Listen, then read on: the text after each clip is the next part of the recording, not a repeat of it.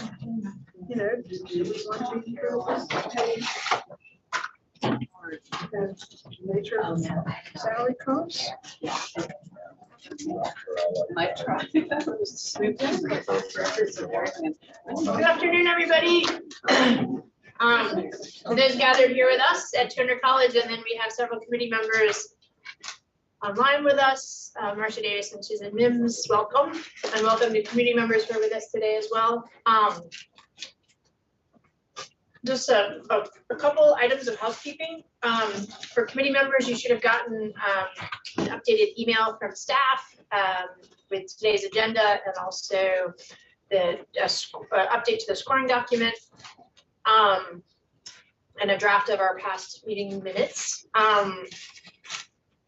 If you are a member of the committee who's interested in speaking during public comment, there should be a sign-in sheet kind of 2 tables behind Rachel here. Please go ahead and sign in towards the earlier part of the meeting so we can make sure to allocate time for that before we close out. We're scheduled to go 12:30 to 2:30 today.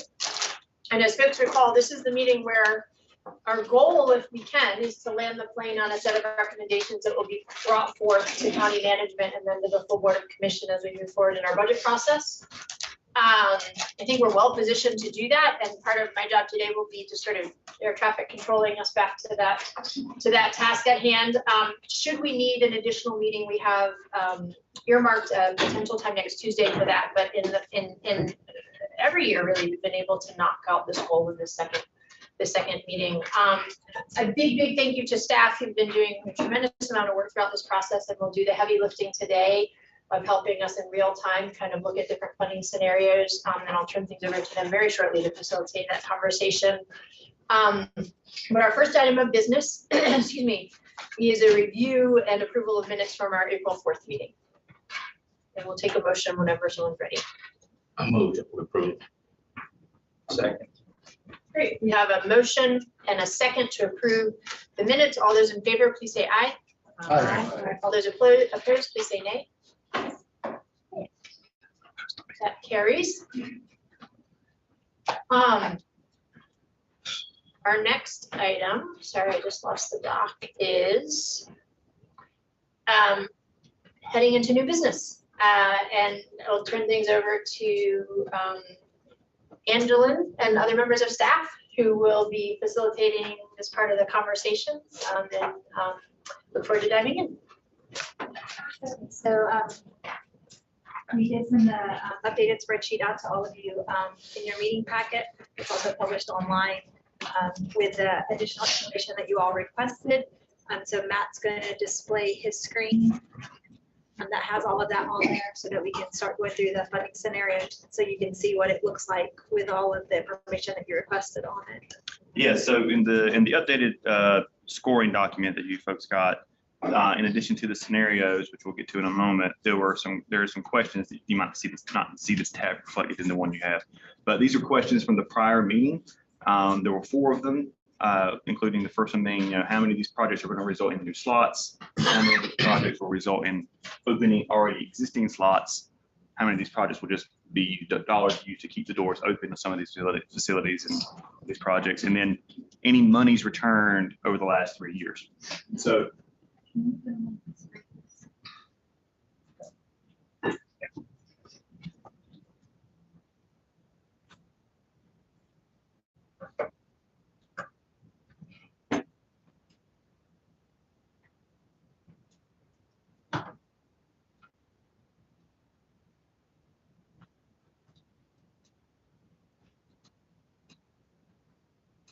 sorry, folks, one moment. I'm trying to get everything going. Take your time. Well, while that's taking its time connecting, I will say, as just a heads up, you see the kind of sort of see question 3 in red. We can't really answer that one. That was hard to answer. That's the one that we're going to have an issue with, and we'll come back to that in a moment. But let me present. Okay.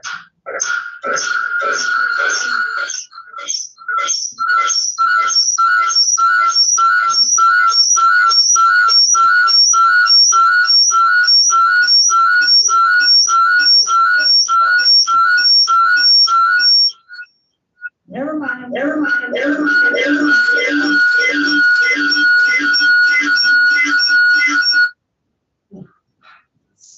go find her. Yeah, that's not my computer.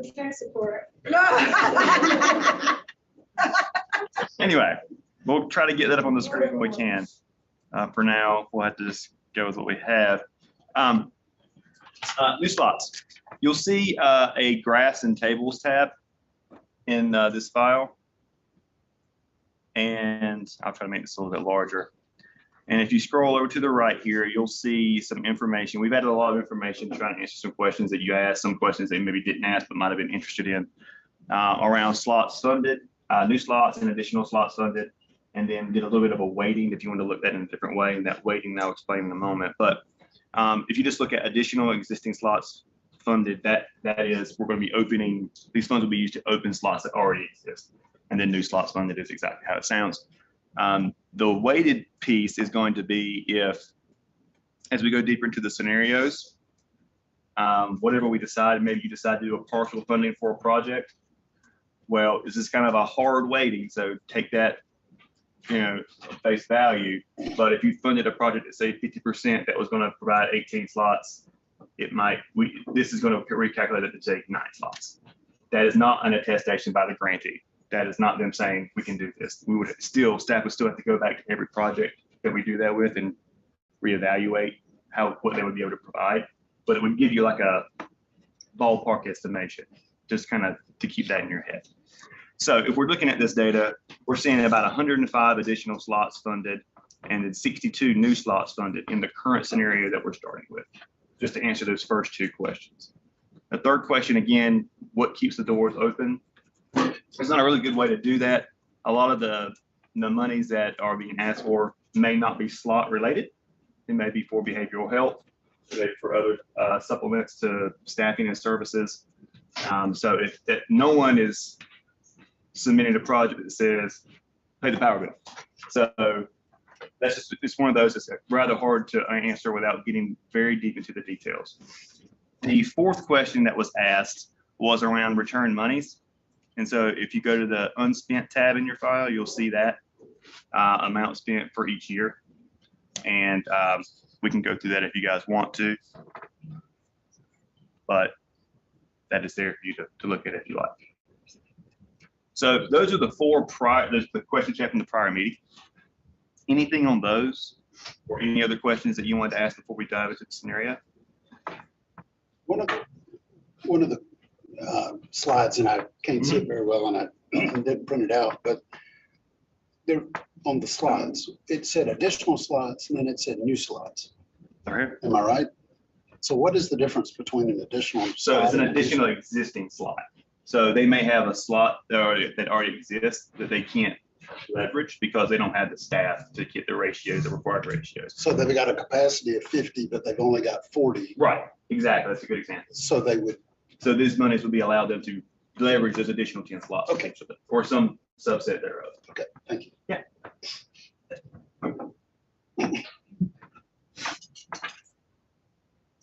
All right, not hearing any more questions. So if you'd like, we can move directly into the scenarios. So again, this is our starting point. This is what we decided upon last time will be our starting scenario. And it is at 100% for all projects at 80% or higher. I'm sorry, 82% or higher. Make sure I'm getting that all right. Yeah. And this has resulted in 18 funded projects to the tune of $3.7 million with 17,000 remaining.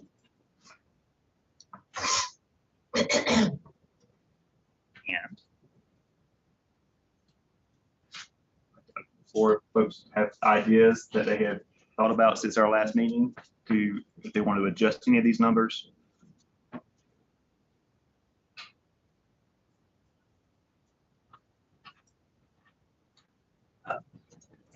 One question, on the Swannanoa Valley Child Care, in the proposal, they asked for 296,245. And then on the budget, they're asking for $396,245. Say that first number again? 296 for, 296,245. And then on the budget, 396,245. I don't have that particular request in front of me, Sarah. Do you have? I have it here. Oh, okay. Well, I mean, that's a big difference. yes, it is. Swananoa Valley Child Care. Swananoa Valley. The funding request in the spreadsheet is showing us what? In the spreadsheet, it's 396,245. I have it here. But she's saying there's a discrepancy. That's what they Yeah, keyed there's a into. discrepancy There somehow. was a discretion. If I remember correctly, I may have asked this question as one of mine. It seemed to me that in the request online, it said one number, and then in the budget, it said the other number. Yeah, I'm saying So I your don't- narrative, where you ask, do you have any? That's where they got the Talk number. about your budget. Yeah. And they put, we're asking for 296. But then when you pull up the budget form, it clearly says 396 we're asking for. Right. Right. So Yeah, they're I mean, that's a 33% difference in their asks, obviously. So I think since they're in this top group, that could make a big difference.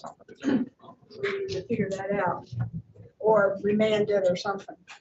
Was a typo in the narrative of the amount they typed in the request box is 3. And the amount reflected in their budget is 3. Request box up at the top. Well, that's what I thought I looked at. Yeah, on the budget they did, but in the narrative, Did you say that's it says about 296. I think everywhere else in the application, it does say 396, including the funding request. You're wrong. It is certainly something we could consider if their application is inconsistent. The 2 appears to be the one that's the typo. Okay, so on page 5 is where there's the inconsistency at the top. Got it. And yes, in this box on page 2, that I agree, that obviously is 396. But I just want to make sure that, you know, there's been squared up. That's a big bunch of money. Councilman, is this the part where we were talking about individual applications? Because I wasn't here last year, so I just help me Yeah, great, understand great question. process. It's sort of all on the table right now. So, it can be a little fluid. At the big picture level, what's on the table is the formulation of the scenario. Are these the criteria that we want to use? Do we want to consider expanding the criteria or adjusting them in any way? At the granular level, details of specific applications under consideration are also under discussion. So it's sort of all at play during this conversation. So if you have something you want to say, you should say it, is sort of the general rule. And we'll kind of go from there. When you say, oh, I'm sorry, Carol. I was just gonna advocate for the application for Hominy Baptist Church, which seemed like they needed some dollars to fix up a room that was one time that would create access to slots for newborns, which I think is an important priority. And so while they sort of fell lower down in the list, it seemed like that would open up some new slots for the community. They did fall down by They just fell down a little bit, really. about 0.75%. And they're still over 80%. Real quick, if I may interject, I missed it in the screen sharing drama of earlier, but Susan had a question around unspent funds. Susan, I don't know if you wanted to speak to your question. No, I was just wondering if the staff received any explanations for those unspent funds. Unspent funds from prior years, did they provide explanation for that? We have explanations for all unspent funds. This was a request by committee to show a multi-year look at any funds that were essentially left on the table. The theme is staffing. There are some case-by-case reasons about timing. Typically, when organizations submit their reports quarterly and they're not on track at 25 or 50% spent, at the first and second quarter, we do reach out and communicate and offer organizations the ability to have some flexibility between line items if it still ties to their original goal. But if there are material changes, it's usually not being able to staff something and open its classroom and have as many classrooms open as they had intended. And that is the driver for the ones that have the biggest ticket. Mhm. I guess a follow-up part of that is for the ones that had unspent funds. I was just wondering if those funds roll into this year, if they have the opportunity to impact what they're asking for this year. Mhm. Especially if they're staffing and they didn't spend them and they're asking for the same staffing, could it actually deduct and allow us to transfer funds to another, worthy project? So answer that from the project level and from the fund level. At the project level, the funds do not get held with the organization. Their contract ends at the end of the 12 months. And it can be taken into consideration for a new award. I am pretty sure, Angela could check our minutes, but last year during this meeting, there was a choice to reduce one of the larger organizations, Community Action Opportunities, reduce their award based on looking at previous year's track record of having left unspent funds on the table. So that could be a tool that the committee has considered in the past and would be available to you. In the future, at the sort of fund level, we are talking to county management about, is there a way to recoup those unspent funds and have them retained to be redeployed by the committee? Because the way it's set up right now is they revert back to the general fund because it's an annual, essentially we use a cost center, like a section of the budget, but it's in the annual general fund. If we were to be able to get a multi-year fund, then anything unspent could be added to next year's grants or deployed for emergencies or any number of uses. And that conversation is progressing through this year's budget process at the commission level. So we hope to have updates to share sooner rather than later. And that same organization does have some pretty substantial unspent funds that are returned for this year. The currently active year, it's at around 145,000 that will not be drawn down by Community Action for their multiple projects. So all in one, Angela, we start. Project, yeah. And it was the same issue. They don't have the staffing to fund it. And so we have already done a contract agreement with them to decrease that contract by the amount of the 145,000 that they projected they won't be able to spend this year.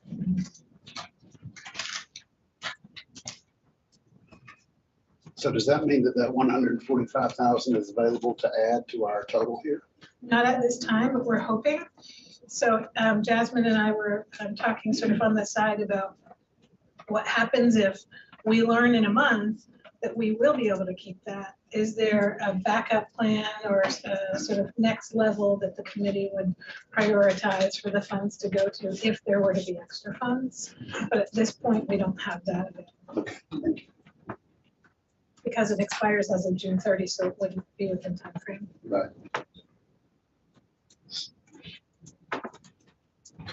So we have a few, Susan, did that answer your questions?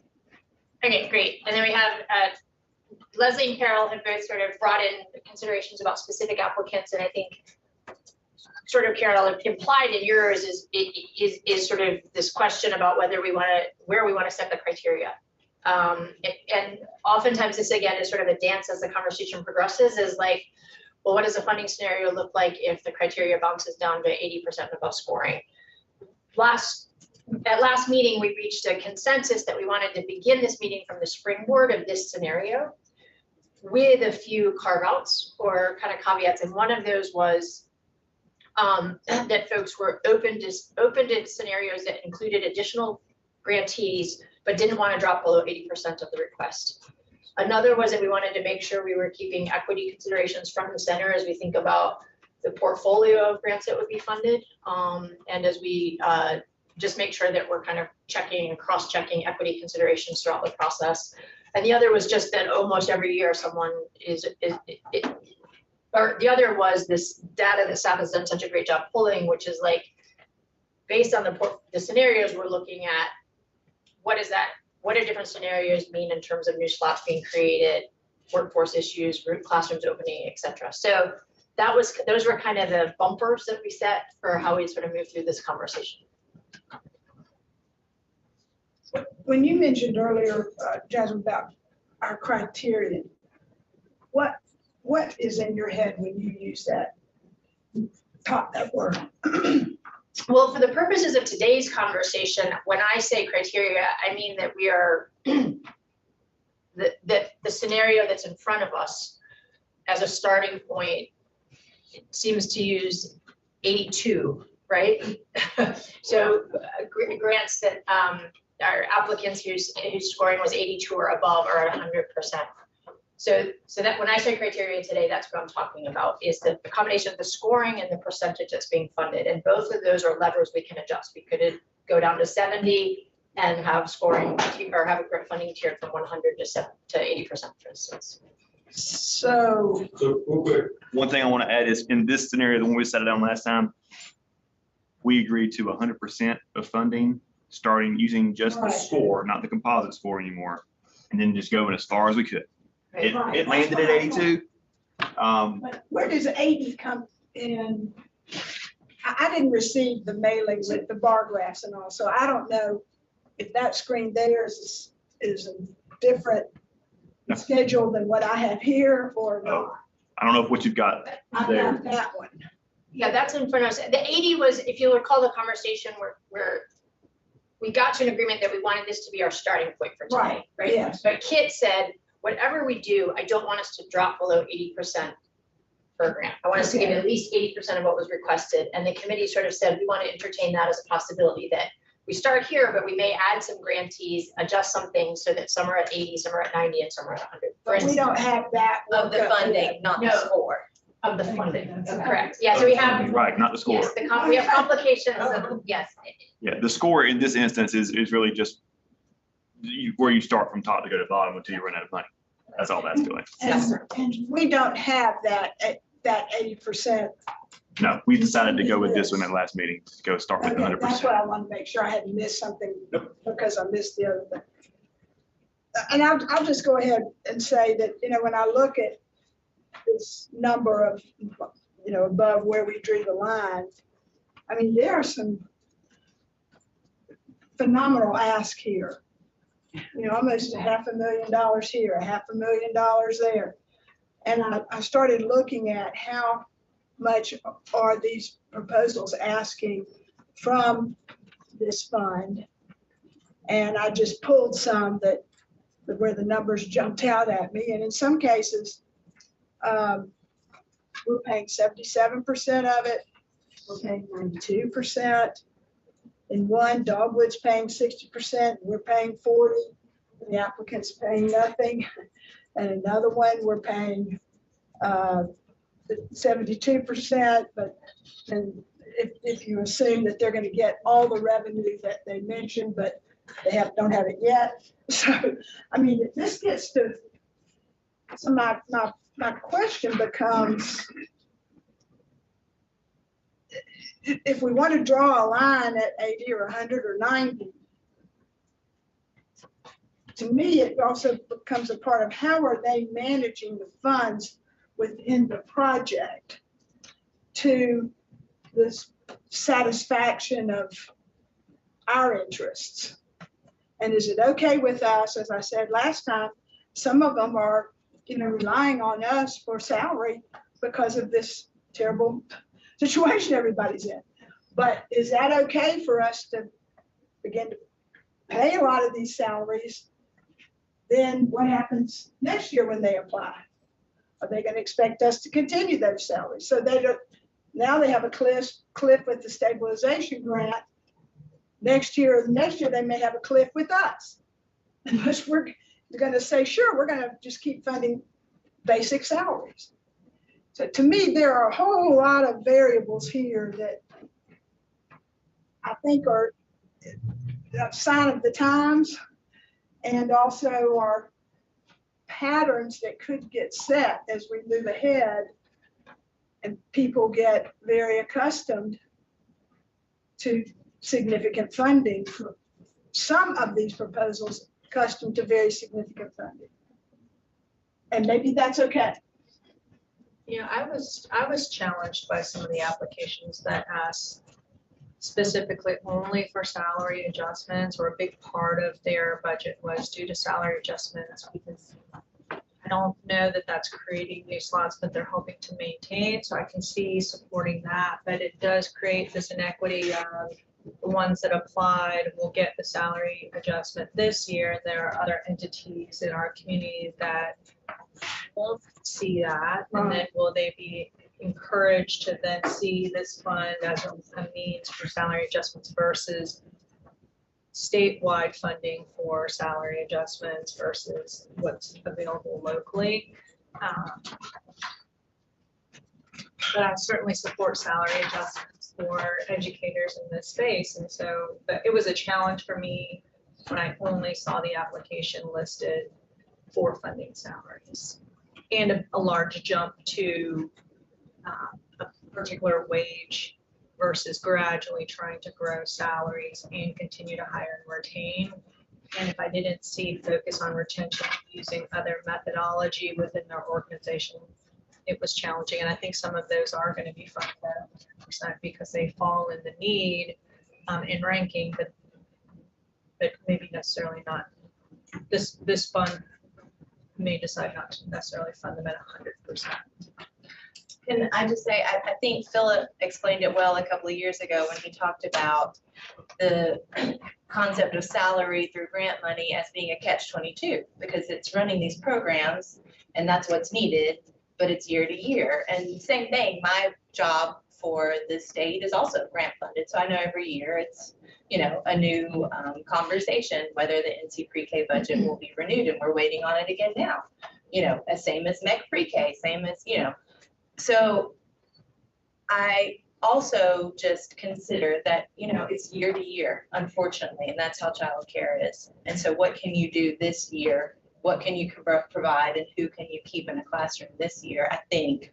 And then next year we just have to see. But I agree, when we consider some of these lower ones that may not have that, that might be the room to consider. I know Project Kiva de Malpas, we've talked before, maybe was not higher up, but we considered it a few years ago because it was a multi-year fund and it just serving a wider and diverse region community. So I appreciate your bringing in Hominy because I'm concerned about the slots. So. Yeah, I liked Evolve. I'm a big fan of Evolve, and they too are creating an infant classroom. Yeah, and Commissioner Whitesides and I have been there before together too. It's a great program. Yeah, it's unique, and it also takes kids who have been expelled from other programs and expels no one, as far as I can tell. But weren't they only doing 2 slots when we made that site visit? And they were two infant slots. I thought they were going to have room for 4 infants in their classroom. It looks like we captured 36 existing plus 3 new for this upcoming. But counting the ones that they added this year.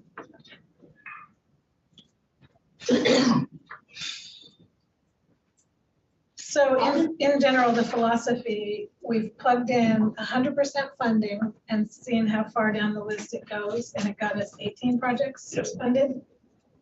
100%, yes. There are 2 ways the committee has adjusted that in the past. One is to make line item tweaks by saying, we're going to move this, propose this project, go up or down by this amount, and then adjust it up or down elsewhere in another line item, or adjust the percent. if we did 90% across the board, that gets us further down the list. 80% across the board, further down the list. There can also be a combination where it's 100 and then 80. I think there's another committee of ours that does that. So there are a lot of ways, but essentially, to add, we've got to choose one of the ways of adjusting to free up money, either changing what partial funding looks like or selecting projects to adjust. And just as a mental note, remember you have just under $18,000 remaining in this scenario, the way it is, to also allocate. And as a side question, I want to circle back to something that Leslie had mentioned. Would it be beneficial for this committee to see in the future, not necessarily now, but in the future, what percentage of a project's budget the request funding would be in a scenario kind of situation like this? I think it is, and I did that for, like I said, for select ones, and it's pretty revealing. Now, part of our concern, I think, and as we're continuing to build this, is there consistency in the way the folks are filling out the budget form, and what they consider to be revenue that's applicable to this project or not. I mean, there are a lot of differences. Yeah, there's a tremendous number of variables sort of at every level of this. Just to keep But I us, think it is important. just to keep the conversation moving forward, I would love to just see on the screen a scenario where we added 80% funding for rows 25, 26, and 27. That will absolutely take us over. Oh, yeah. Yeah, but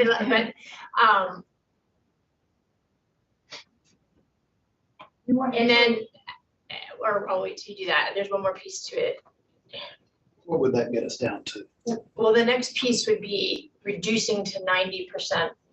No, I mean, You want to get to, you want to include friends of. 25, 26, and 27 would get us, my printout. It's through, it's how many Baptists Evolve Early Learning. Oh, you want the Friends of names. mine. And it takes us, from a scoring perspective, it takes us to everyone who scored at 75 or above.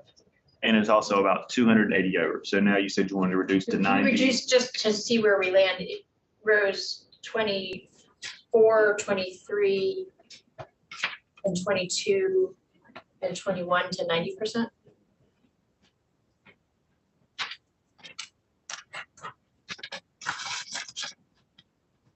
Thanks. Just a quick comment. I love that proposal, except for I think Friends of Mine was the anomaly, I think, in terms of scoring, where I believe a large number of us did not recommend funding. Correct. So I think that's the only one I would pull, I'd recommend pulling out. To Marcia's point, could we exclude, it's also a $5,000 grant. Could we exclude Row 20, could we exclude Friends of Mine to see how this scenario shapes up? Sure. It's still about 213 over. But it gets you to 21 projects as well. And that is An at what additional- percentage? What's that? So 200, that 218, whatever you said, that's at 80% or? Not for all of it. That's at 100% down to Christine Avery, Oh, okay. and then 90% for YWCA, Swananoa. Oh, I didn't see how you were doing. Part of my motivation in getting that scenario on the board is that rows 25, 26, and 27 all have slots attached to them. Of a combination of the maintenance and creation of new slots. And I just would like us to have an opportunity to look at what this portfolio looks like from a slot perspective. Would you be open to just pulling it further on the criteria of anyone below 90%? Is that 95%? Will that Say that again? Anything below 90% score is funded at 95%? Yeah, let's see what that looks like. Is it 90 and below or below 90? Below 90. Only reason I ask because there's one that's literally at 90. So While he's doing that, I think there's, even that's probably not going to get us to Southwestern. And the thing I like about the Southwestern application is, number one, they have a specific focus on team mothers, although they don't have many team mothers enrolled right now. Well, They have 2. and they haven't over the years. That's my concern. And, yeah, I also like what they're trying to do on the salary side. I mean, they're being aggressive there, and that's, we're adding more slots. Give us more slots if there's no staffing to take care of them. And Southwestern is working on that salary piece in a really upfront way. So I offer that, not to, And they I'm hold. gonna throw them on the board. well, I'd love to put them on there, but I don't. I think we're just at the, I mean, I mean, Yes, this is the throw it. this is a throw it at the board if you want to throw it at the board. I would throw it at the board. Real quick, 95 from 90 for below 90%, just all the way down, is it around 213 over for those same 21 projects? Can you, Carol, were you saying everyone gets 95? Below the. Or are you saying like, are we saying we go 100, 95, 90, 80? I was just wanting to see if the 95 would just, taking a small haircut off the ones. More. Would. Okay, I misunderstood what you're asking. Well, I mean, if you just, I get rid of this one, you just take off one project. If it goes down to 20 projects, it'll put you in budget. So for instance, if I just, Say that again? if we did 100% down to 90 and then 95 below 90, just until we run out of money, It's that evolve one. You get- Because it's such a big number. yeah, you hit 19, which is one more than the 100% scenario, but with 50,000 left over. How much was the ball funded at that? 0, I think.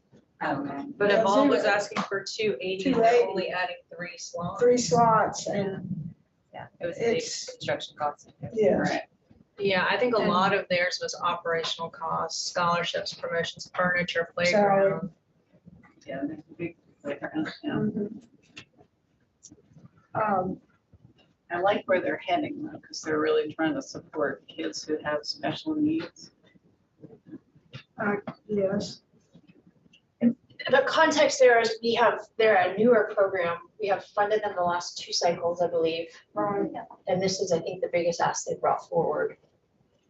Just for folks in terms of some sort of longitudinal perspective. But having been on that site visit, they do have a lot of physical plant needs. They do, but luckily they own their physical. Right, plant. they own That's it. nice. They understand what, Investor owns it that's connected to them. Yeah, I think her father. The father. Yeah, right. Yeah. For the purpose So of it's this family owned. for the purpose of this conversation, I just want to highlight the capital versus non-capital. They've excluded the things that are not eligible in this fund. Like physical construction of the building shouldn't be in their budget. Really? I know they had a big thing on the playground, which was So so we- part of this. We follow the state's definition around the NCD HHS definitions, I guess it's DCDEE definitions, Division of Child Development and Early Education, around what constitutes capital, and playground is separate. I thought that basement that we saw that was I'm checking now. really, Right, that's I think where they want to go. yeah. But I don't know if they asked for that specifically. I don't think so. 290 for the small number of children that they have in the whole center is the 280. I didn't even Corey reporting on what The largest done. proportion of their budget request is for personnel. Hmm. And there are some other expenses for other line items, including some outdoor space, and including some supplies, materials. So Marcia had to note that it's highly inclusive from a BIPOC and LGBTQ plus perspective. And also, it's Dad, I'm sorry. Marcia. Marcia said. Oh, Marcia. I think if someone the question is this is sort of where if someone wants to put it on the board, this is the moment. And and if not, we'll kind of move forward in the discussion.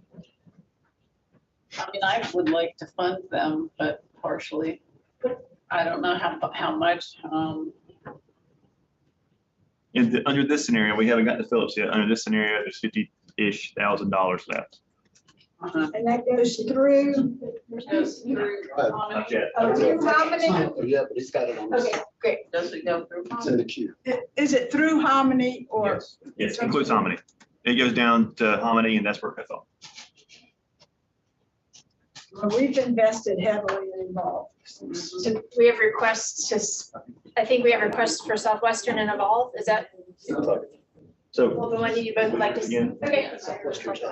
Yeah. Yeah, 100%. It didn't have a rating, star rating for years. Yeah. Whatever. Finally got it. For 90, under this scenario, it would be everything is under 95 under this Yeah. scenario. So why don't we throw them up at 95? It's just so we're using consistency and then we can work from there.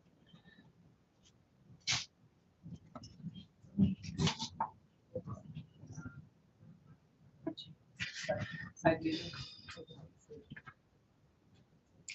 Southwestern is gonna have kind of the similar situation that Evolve has, and that's just a big ask that in the current scenario is just gonna keep bumping you over because they're roughly similar amounts. Yeah. Could you scroll up a little bit? Okay, and then we'll look and add Evolve at 95. Oh, you wanna add Evolve over Those are the two requests, Southwestern and Evolve, both at 95. So for discussion purposes. Oops, that is, I don't know why I did that. Philip, how do you feel with Southwestern with their census and the number of children that, seems like the number of slots they have and the number of slots they fill has been low and I hate to say this publicly, but I mean, I think we just have to be very honest. Because I know these folks and yet they're struggling to get the families and the children enrolled, I think. And I've been on, I've watched this one closely because of that. Right. And they're asking for 230,000. Yeah, I agree, because I've been on visits there too, Yeah. and I feel that they don't know how to do the outreach, or it's not working, whatever, because they're not getting the target population that they're aiming for, which They're is not in getting need. They're not getting the target, Wendy, and I think they're not getting just your regular enrollees for regular. Yeah, we've got other centers with 700 people on a wait list. Well, they got 41 out of 50.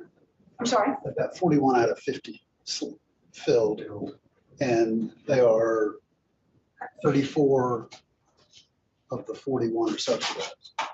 7 are private pay. So, I mean, that's, 41 out of 50 is good, but I've read again that they had struggled to. they certainly struggled keep on with their the census. teen mother piece, which is what they're after, but they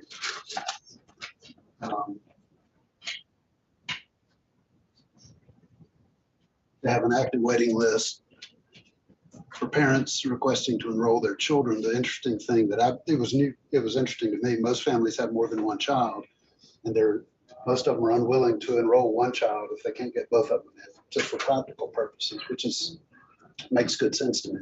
Yeah. But I also acknowledge where Southwestern showed up on our original rankings, and I want to make sure that we pay attention to it. So I put it up there to look at it, and but I understand your concern.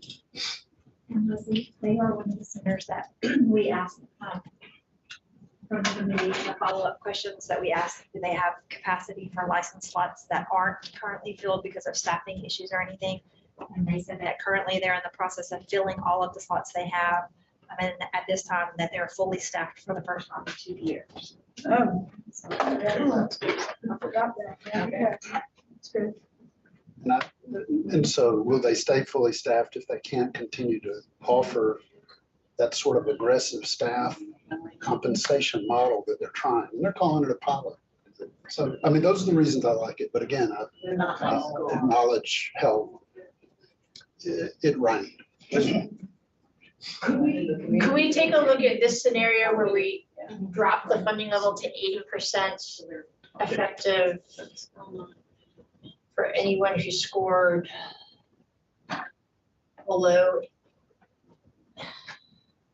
85. So one thing I would note, just by virtue of the way this score shook out, you have right about where the 100% cutoff we first started, you have this cluster of very high dollar asks. Yeah. So that any expansion at all is going to have to result in a pretty significant decrease in funding versus the previous ones. So you said 85. Just to see, but that's a great, very concise way to think about the implications of adding this cohort or any part of this cohort. Another thing to consider, another layer, is looking at those, what was it, 21 that would be funded at that, Yeah, this current one is 21, but it's also 430 something over. right? Out of those 21, 10 are requesting multi-year funding. But that's not part of their number. Right. Not part of their current number, but It's something for us to consider, right? So that doesn't have a huge. Below 85, at 80%, that gives us at 337. Okay. So I think you really identified the driver that if we go to this next tier, we're looking at applications that bring slots online, bring a lot of strengths in terms of the approaches, and also if we're anywhere near funding their full requests, are very funding intensive. I mean, in years, I don't, maybe Rachel or Angela, you can help how low we have gone in terms of funding the total request. Like, have we dropped to 50% in the past? Have we, do you recall? How low on partial funding or how low of a score? I'm sorry, partial funding. So could you say again where 85%, if I'm understanding, where the line gets drawn? In this scenario, beneath 90% is 95 until you get to 85, and then under 85, it's 80. And it does skip over So to, below the YW, because they've got two projects. And what is it? yeah, starting at the JCC, that's where it turns to 80. Which- And we'll note that in terms of scoring, we do leapfrog over a couple that had a higher score to get to Southwestern. And that's where we were last time, last meeting. And in this current scenario, we're at 337 over. I'd be willing to go back to the scenario that we started with, 100%. For the first 18? For the first ones that rank the highest, because they rank the highest, and fund them fully instead of cutting them. Last year it was 80, it was the lowest. It was what? Then there was an outlier, but So proposal from Philip to go back to starting point of 100% funding for the first 18. I would still advocate for Hominy just because of the slots. So just backing off the Evolve and the Southwestern. Well, that would bring Southwestern out. How many infants was it, Carol? For Hominy. For 14 to Hominy? 15 new slots for infants, 14 to 15. Wow. That's significant. Yeah. And that's unique in this cluster, right? And who, is anyone else bringing on infant slots? Well, Evolve with three, supposedly. But And bringing on that's a pretty strong argument. And I think they have. I agree with Carol, that makes. Was that particularly the common? western end of the county. Yeah, 15, good God. Can we look at this scenario, including, you want to include, well, Homony's right under how many, if we include how many at 100, but then we're gonna have to back it off. You will, about $70,000. So that's much less of a back off. Yeah, 68.5. So yeah, that's. Cheryl, you seem to be quick at math. How can we back? I was gonna say, Do you say do like 97? Yeah, you can get 95 down below 90. We need to put Carol and Matt in 90.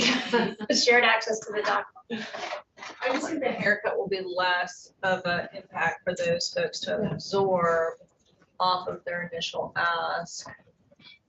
If we spread it across versus saying one has to take a 90 or 10% cut off. I heard somebody ask the question, and I agree with it. Will Harmony have the staff? Yeah, I asked that.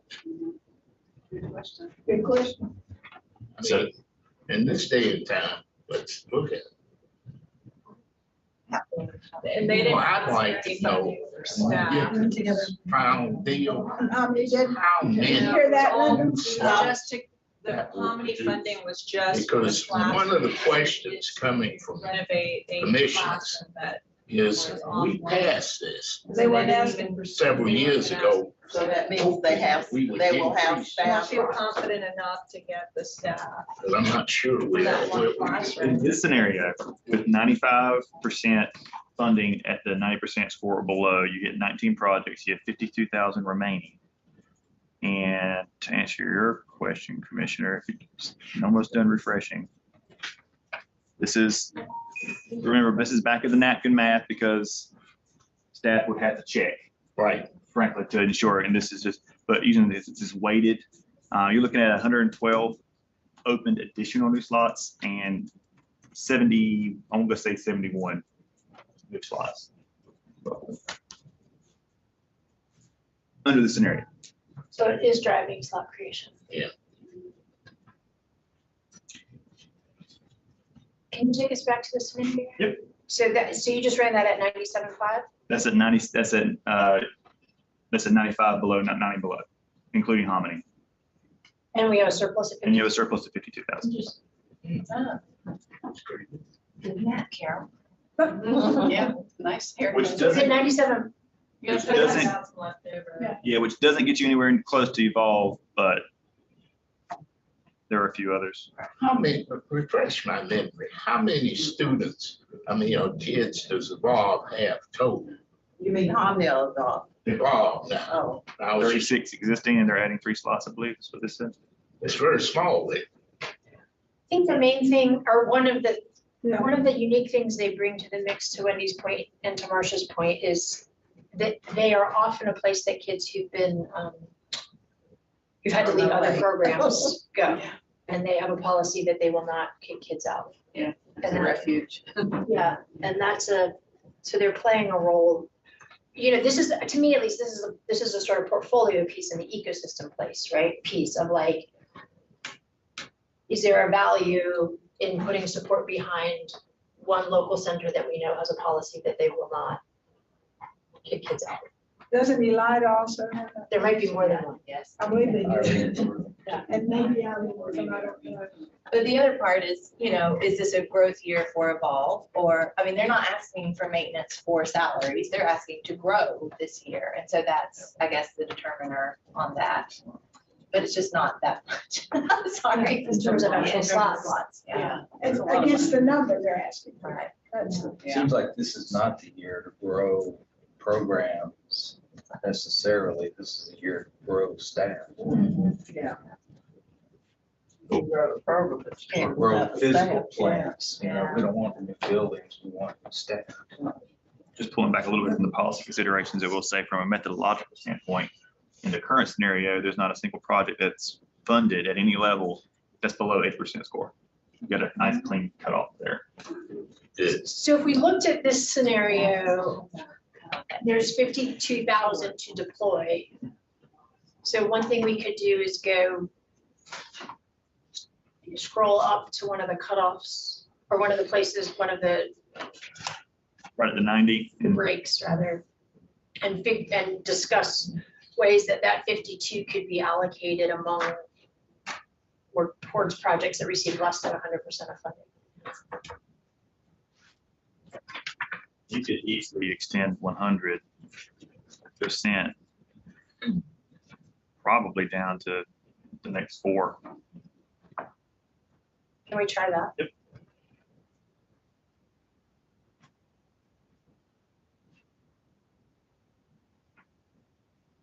37,000 left over. Nice. So could Irene Wortham pick up that last? So we could go, can we go further on the 100 then? So the next one is a big one, but it's still, you still get it, I think. Very close. Actually, I think you get it. Iron Worth. First, I've just looked at their proposal. They're asking for. a big You number. actually get it. You're very close if you do it for Bucko. We still have money left over. I think you're gonna be, Yeah. 203. There you go. That's the hat. Pass that. We hadn't gotten lunch today. Just kidding. Different cost centers. With Irene Wortham, they asked for 239 for personnel, increase enrollment, support families, and then a lot of the rest of this is building. Can we take a beat and just give everyone, including Susan and Marcia, we want to make sure that we're hearing from y'all, but just give the full committee a chance to consider this scenario, which I think captures many of the discussion points that have been brought up. So why don't we just, everyone processes differently and at different paces, so why don't we just take a few beats and let people take a look at this. Matt, could you walk us through just at a high level the features of this scenario? So this funds 19 projects, ranked from highest score to lowest score until we run out of money. And it's 100% funding until you get to 80, we'll say 86, well, it's pretty close, so 86.9%. And then after that, it drops to 95%. And you fund 95% all the way to Hominy. So that's at a high level, and it gets you, again, 19 projects with a $203 overage, which So you can figure that out. So funding would end at which project? Hominy. Omni or Evolve? Hominy. Evolve is not getting funding in this scenario. So that wouldn't cover anything for Southwest. Right. Hominy would be the last project on the list, yes. I would make a motion to approve this scenario and take the $203 off of Hominy. Since it was. Would you mind if we just take a few beats so everyone can process? I think. Yes. Just- Of course not. Okay, but we have a motion circling towards us. You didn't get a second. So I just want to do pause. We've heard from many, but not everyone on the committee yet. I just want to make sure that everyone has a chance to take this in, register approval, excitement, concern, any final thoughts or considerations. And Susan and Marcia want to make sure again that we are hearing from y'all.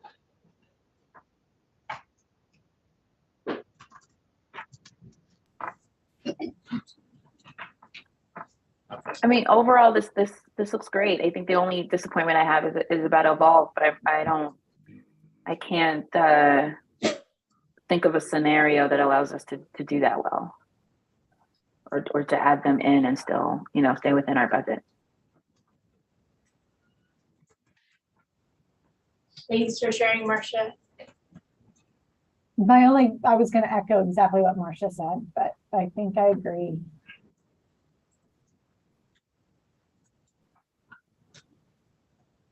A question, I apologize, I don't have it in front of me. Is there any portion of the Evolve proposal that is a discrete ask? Like, You bring that one with the X amount creates the ability to renovate this classroom, for instance. the playground is one Right. standalone. And I thought the infant room, but maybe that And involved I think- hiring too. I can't And remember. that, in the infant room, I think that's true, Right. but I don't have it in front of me. 10,000 was to finish furnishing the infant toddler space. That makes sense. Yeah. Are you thinking push 95 up a little bit to provide buffer for? I mean, that's one, 280.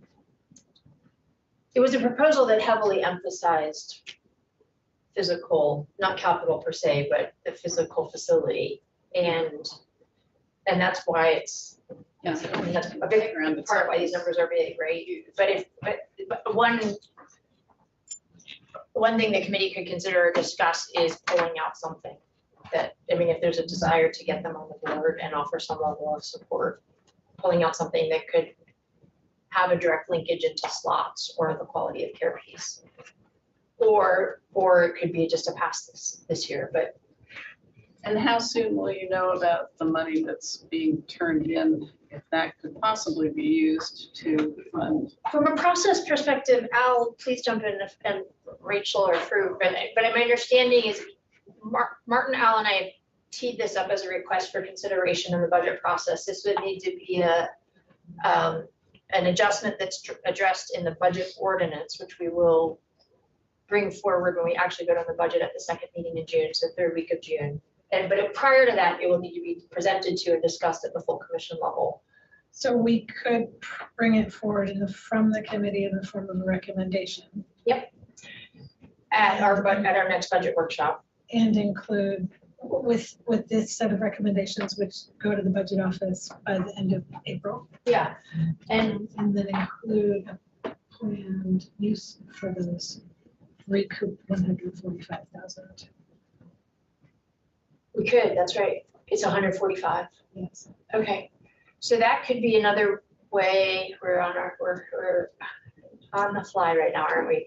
That could be a way to do this, is to bring forth a recommendation that the fund be converted into a multi-year fund, which allows for the utilization of the rollover funds, that 145 be used in X manner. And so from a, I think from a process perspective, I would actually, Fru or Rachel, anyone jump in, but I would like to see us have a motion and vote on a scenario based on the funds we know we have available, and then take up as a separate matter whether we develop a recommendation around the use of carryover funds. Would you want to also have as part of that recommendation a contingency scenario for this, that you know how you're going to allocate the 145? So keep this as they're recommended and then have that just kind of. That might be, I think scenario A would be this, and then scenario B would be the contingency that the 145 is in the mix. See this with a 145 deficit essentially. On this sheet, it would look like 145 deficit, but it would be counting the 145 that you have rolling over. I think scenario B would be inclusive of allocation of 145. Right. Are we saying the same thing? We are.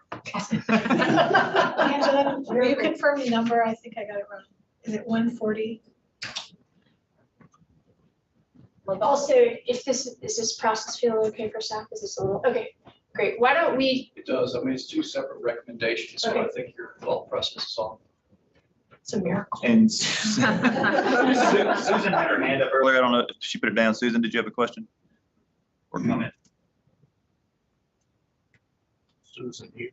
I see Rachel 135, graph unspent, Was it from last year? 2020.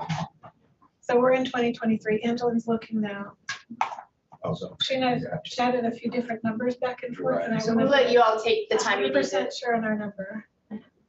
So let's circle back to the question at hand. Are there any final sort of thoughts or points on this scenario before we move into motion? It's 12 projects at 100%, 7 at 95%. With the 95% being relative, because that $203 got to come off somewhere.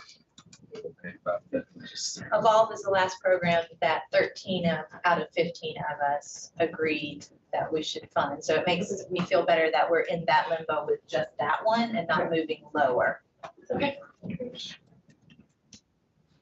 So did I hear a proposal, or are we taking a break? Or? Well, I just wanted to make sure we heard from everyone who felt like they wanted to share. I think we're now Yeah, ready. so the motion that I would make would be this scenario, and I think that leaves out the $5,000 request, right? Yes. Yes. And then taking the 203 from the harmony.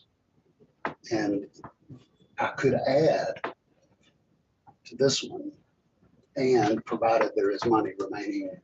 Let's make that a separate. Okay, so the motion would be to adopt this scenario with the 203 coming off of. Second. Okay, we have a motion and a second on the floor to adopt this scenario. Let's give Matt a second to take the 203 off, just so we can. Yep, we have $55 remaining at 94.7. Can we throw the 55 to Hominy? Yeah. And then we'll circle back to Philip and Al and make sure that's what you see. So the line is drawn at Hominy. Homony's in, Yes, Evolve is not. correct. Okay, Philip and Al. Okay, Make a motion. great. We have a motion and a second on the floor to approve this funding scenario and recommend this funding scenario to the Board of Commission. Any discussion? All those in favor, please say aye. Aye. Aye. Aye. All those opposed, please say nay. Okay, team. We've passed ourselves a set of recommendations. Great work to everyone on this. And now let's turn our attention to the second matter. Just to summarize, the question before us, which we will need a motion in a second and a vote on, but the question before us is, do we want to make a recommendation to the Board of Commissioners to convert the early childhood fund into a multi-year fund, which would mean that returned funds could be carried over starting with this fiscal year. And that we recommend that the return 145,000 even. that the return funds of 145,000 be allocated in X manner. That's a point of discussion. Obviously, there's been discussion about potential allocation towards Evolve, but that doesn't need to confine how we think about the allocation of this. We could just, for example, decide to allocate 100,000, decide to keep 45,000 for contingency emergency situations that could arise.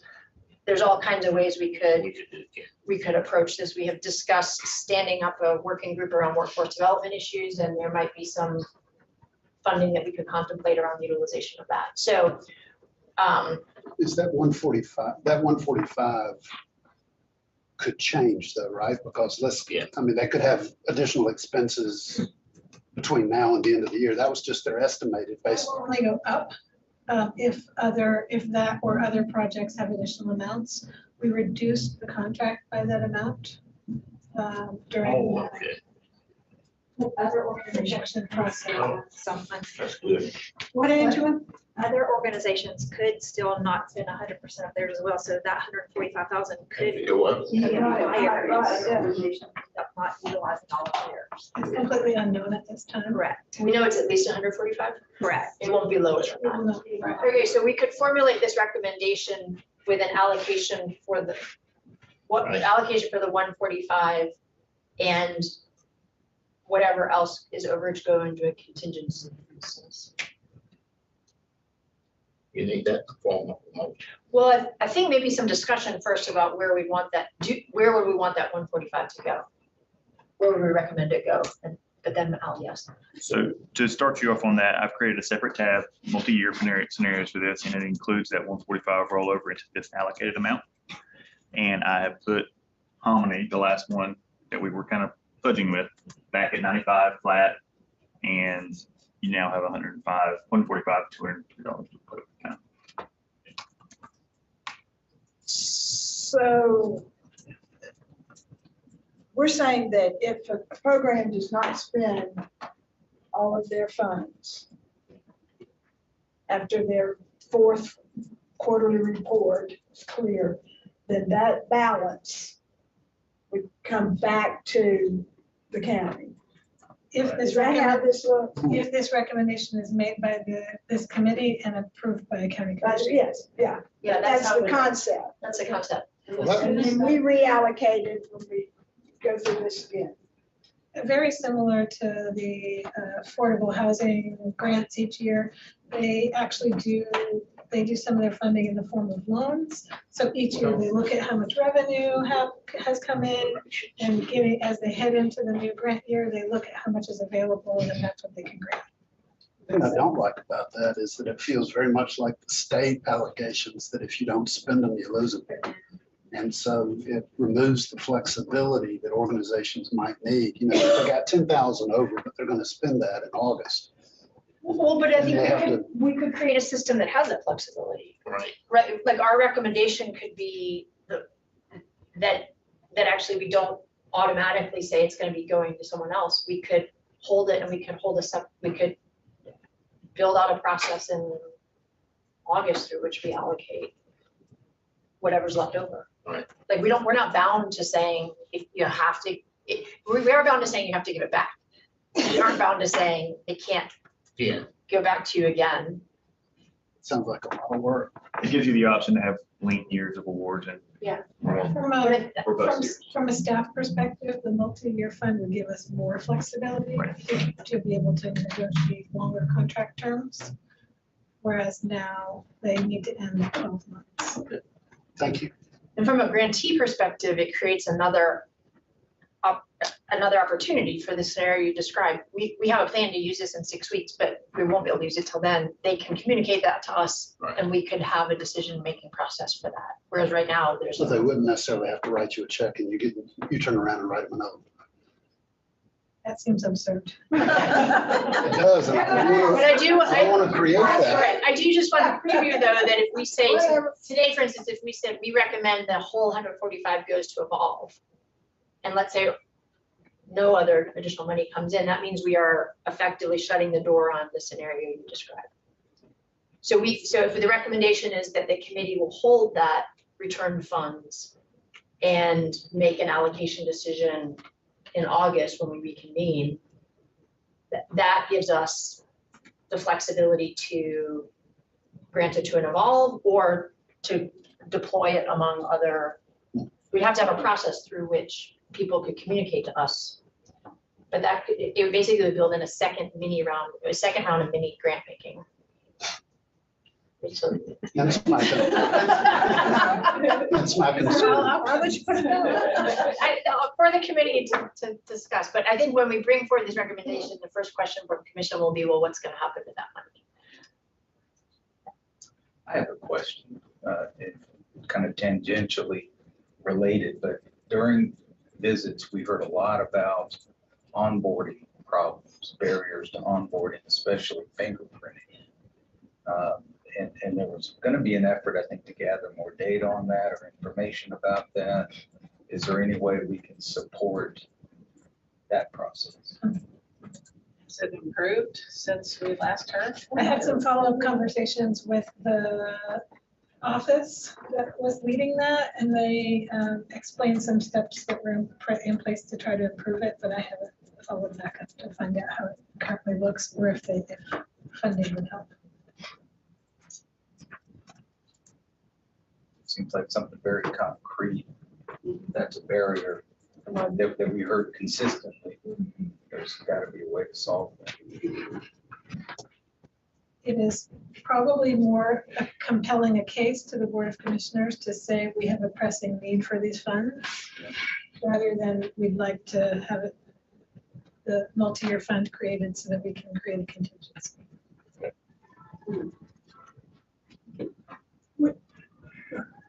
Is there something pending on the table? you vote on? Well, whenever the committee feels ready, we'll develop a motion around this. I think having a concrete recommendation is important. And can I'll we say something later. Can we somehow work in what you mentioned, that the bond was actually in our, we all recommended that it be funded, but we couldn't fund it. So somehow work that in, that those projects that were 100% recommended for funding be reconsidered if additional monies become available. You mean raise 95% to 100? Is that what you're saying? I think what I hear you saying is that as an operating principle, year over year, this return funds would go towards sort of the next highest scoring. Justification. The next Yeah. highest scoring. Yeah, and groups. maybe we don't need to be too specific, but we did all recommend funding for that one. That we would use the rubric as our tool Yeah. for. Yeah, there you go. Does that- 13 of us recommended it. 50. Oh, okay. How does that land with folks as a recommendation? My only thought is that it doesn't give a lot of discretion for this group to fund other aspects that would be helpful towards the strategic goals of the fund, that would then go directly back to one based on the existing criteria, which might change by the time it goes back, but I don't. It almost seems like there should be some room for discretion on the return funds to not immediately go back and be applied to the criteria for this application. You mean in general going forward, or for this amount that we know of right now? for the amount, but for a future year. So what if the return fund was 300? Then would you decide, would you adjust the criteria to 100%? And, you know, so I think it should be directed back towards the applications in some way, but not tie the decision-making of what happens to this fund specifically to the pre-existing criteria decided in the application process. I like that nuance a lot. I also think, I mean, we got these applications in what, February? And to me, at least, having ongoing conversations with grantees about emerging possibilities, crisis needs, all of that feels like a really important part of our ongoing relationship with them. And I'd like this committee to have the opportunity to deploy funding in scenarios where we can really advance some of the objectives we're looking at and or prevent the closure of a classroom. That, you know, $15,000 might keep a classroom from closing in September. Right now, we have no way to sort of intervene, but if we construct this recommendation artfully, I think it creates the way to do that. Yeah. Patty. So we have a lot more discretion. And we could, I mean, Rachel, affordable housing brings budget considerations to the full commission throughout the year. They're not sort of bound only to the budget cycle. So I think, I mean, there's some, so I think it's most helpful to do the vast majority of our recommendations then, but we could have one-offs at other times. So if there's a decision right now for the committee as we form the recommendation to convert to a multi-year fund, do we also want to name a use for the 145 or not name it at this time? I think Susan had a comment. Susan. I'm good. I just had said I was in support. Which part? I think it went two different ways.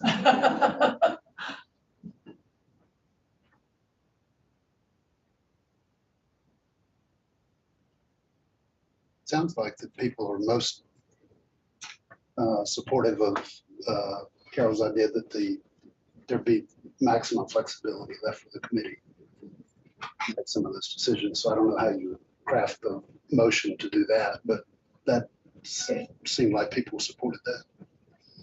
Yeah, I support that too. I think it has to be worded in a way that would appeal to the decision makers.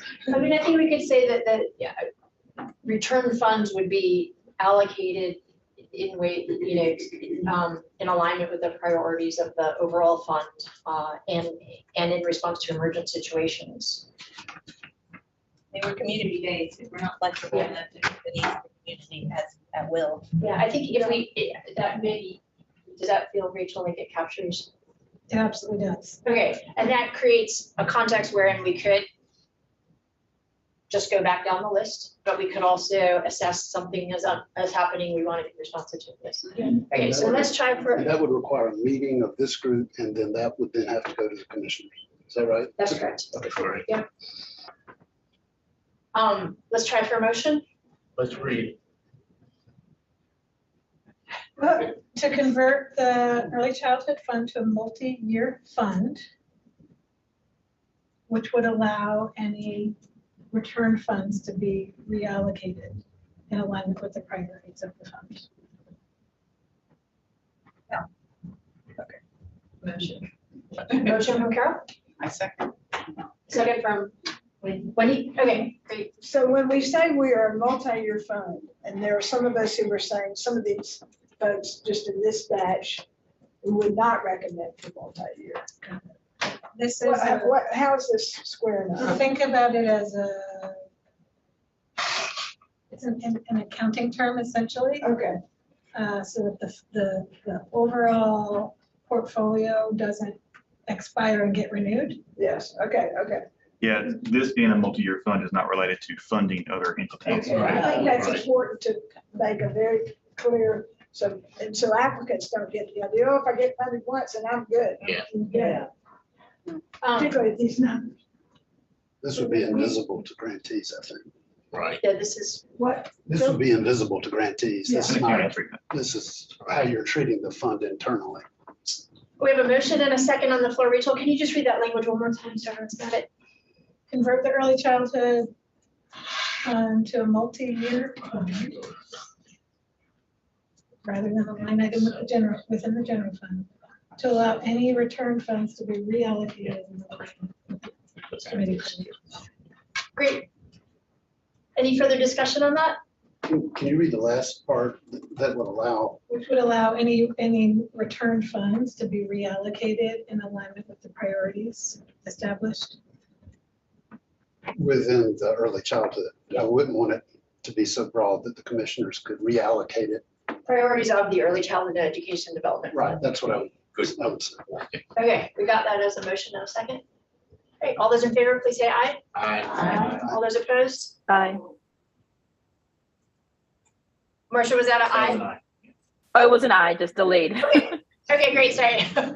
And all those opposed, nay? Okay, great, we have passage of that as well. Amazing work, y'all. It's a very, very productive meeting. To the next one. Commissioner Whiteside's got to head to another meeting. I meant to tell you all earlier, Commissioner Moore is in a trial at the courthouse. He's a lawyer for his day job and is tied up in a trial, but sent his regrets that he was missing. We have one other item of business. We have one person signed up for public comment. So Pepe, I invite you to take the floor. I'll be your timekeeper. You have up to 3 minutes, and I'll let you know when you have 30 seconds left with a thumbs up. Well, I'm disappointed that Mr. Whitesides won't be here. Sorry. I will email you if that's okay. So I'm going to speak on funding options for Asheville City Schools' $7.7 million ask with the goal of expanding access to early childhood education in Buncombe County. This 7.7 million includes the 1.5 million planned increase the county commissioners pledged last year. So the board is asking the county commissioners to add $6.2 million. The county commissioners, number one, funding options. The county commissioners worked with the city council and the TDA to share costs for over $4 million in proposed stadium improvements, $40 million. The county commissioners have the option to work with city council to find an appropriate contribution from the city. The General Assembly passed legislation last year allowing cities to contribute funding to school districts. It's worth asking council to partner with the county commissioners. And I'm just wondering what number can city council contribute?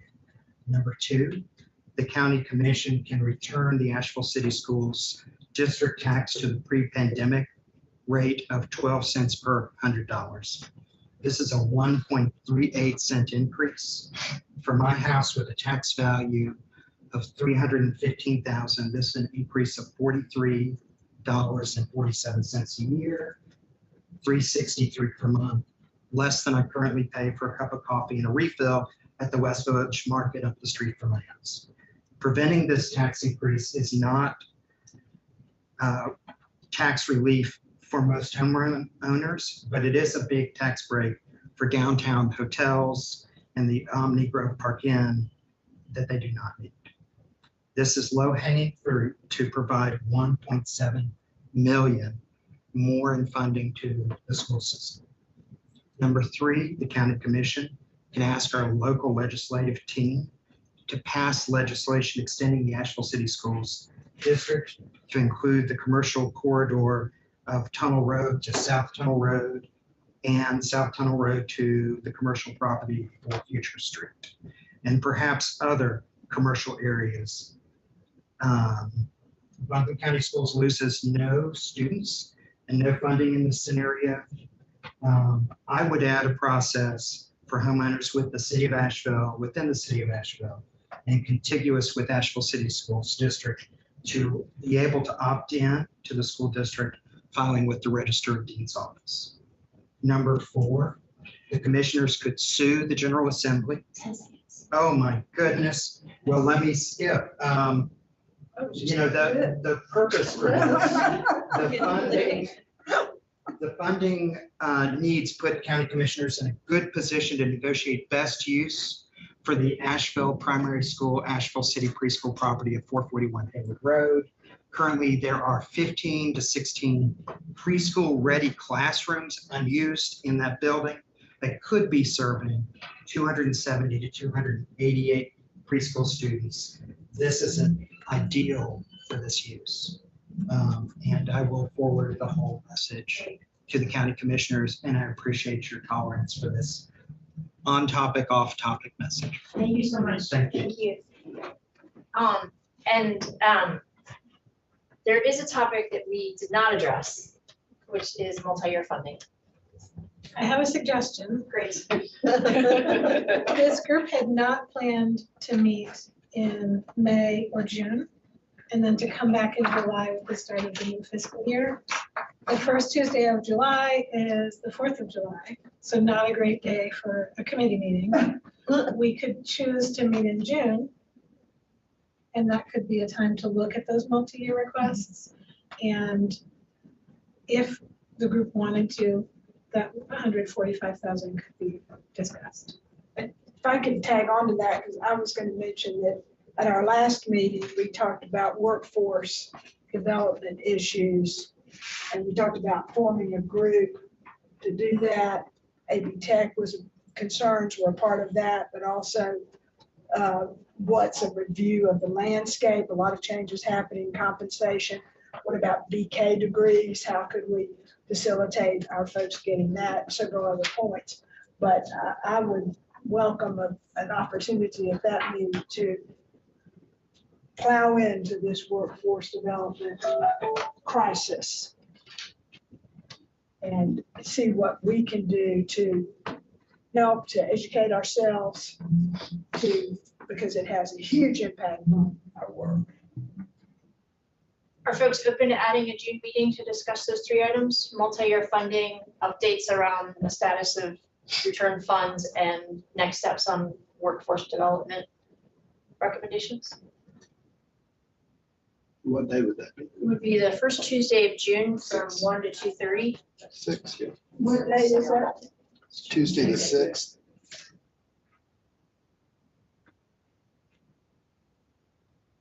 that work for folks? Thanks for that recommendation, Rachel. Are there any other items of business that we need to wrap up before the recommendations go to the county manager's office?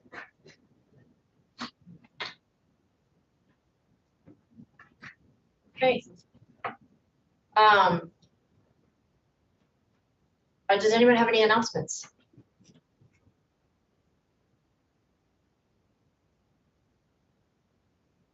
Nope. Okay, then just to again review and preview, we will not meet on the 25th because we've done our work. Great work, y'all.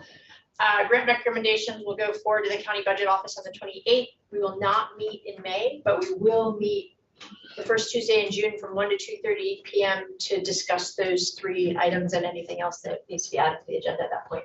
Well, can I add that, remember that the PBS Impact Summit is here in Asheville on June 24th, so we're not meeting until then. You know, and any teachers, that's a free day of training for them, plus provides breakfast and lunch for them. So may as well get 2 meals. It's open to families as well, of preschoolers. Awesome, thank you. Rachel, any other things we need to attend to? Nothing from me. Okay, great. In that case, our meeting is adjourned, and thank you all.